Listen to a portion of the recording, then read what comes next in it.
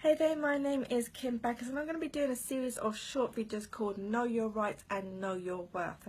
Now my videos are purely for informational purposes and not legal advice, as I'm not a lawyer, and I pray and I hope that my videos will help someone out there get justice and freedom.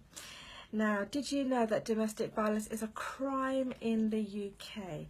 And domestic violence is a controlling, coercive or threatening behaviour of violence or abuse between partners and family members, or anyone that's aged over 16. It doesn't matter what your gender or sexuality is. Anyone can experience domestic violence. So my question to you today is, are you sleeping with an enemy? And how do you know if you are? So in the UK law, there are three main classifications of domestic abuse. And the first one being physical abuse, which can fall into the category of being slapped, punched, kicked, bitten or choked, being burned, being cut, being stabbed or shot or being drugged, having pain being inflicted on you. Basically any form of action that causes grievous bodily harm. And then there's sexual abuse. Now sexual abuse is unwanted sexual behaviour that makes a person feel uncomfortable, threatened or scared, and it covers rape, forced unwanted sex or sexual acts, indecent assault, indecent behaviour before, during or after an assault.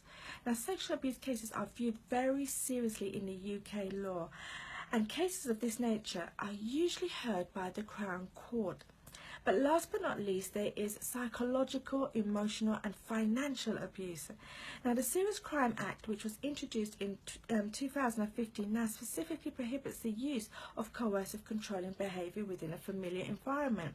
And a wide variety of examples of psychological, emotional and financial abuse are now clearly addressed in law, which means the following acts are now prohibited under this law, such as someone reading your private email, text or social media messages without your permission, taking control over aspects of someone's life such as what they wear and when they leave the property, and withholding money or preventing someone from earning money. Now when the word abuse is mentioned, most people think of physical abuse, but it can be so much more than that. Abuse can be emotionally it's an emotional taking a form of humiliation, intimidation, controlling behaviour. And one of the most effective tactics an abuser employs is tricking you into thinking you deserve the abuse you're getting. They'll tell you that no one else can put up with you, no one else will love you, there's no point in leaving. They'll cut you off from your friends and your family, and so there's no one else you can turn to. So now documenting abuse is incredibly important, and you need that evidence later to ensure that if you have, and especially if you have children, you receive adequate protection. Now if in the event that you end up facing your abuser in court, you will have all you need to get a restraining order. Now I will be doing another video soon on the different types of domestic violence protection orders, so look out for that.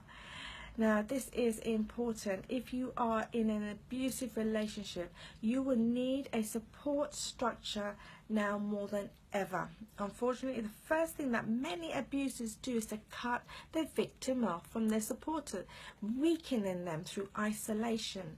Now the abuser's voice then becomes the only voice in the victim's life. Don't let this happen to you. All of us need multiple people in our lives to fill multiple roles. No one could be your everything. Who are your support structures? These are the people who can be family, friends, neutral people such as support agencies, domestic violence helpline, refuge, women aids, victim support line. Another option is to seek legal advice, and there are organisations that give some free legal advice like Rights for Women, and if you feel that you are in immediate danger, then go to the police.